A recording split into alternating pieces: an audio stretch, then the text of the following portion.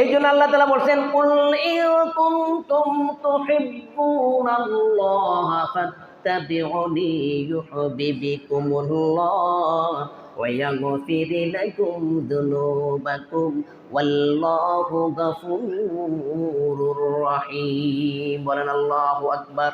তাআলা বলতেছেন, হে রাসূল, হে আমার নবী, কুল ইন কুনতুম তুহিব্বুন, আপনি বলে দিন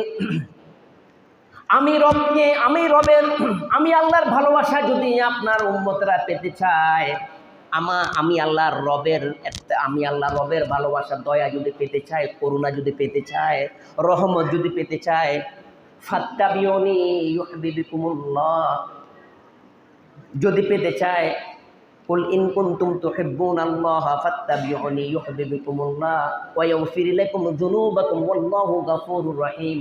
আপনি রাসূলের ইত্তেবা অনুসরণ যখন করবে, তখন আমাকে তারা পাবে, আমার মহব্বত, তারা আমার করুণা, আমার দয়া পাবে। বলেন সুবহানাল্লাহ।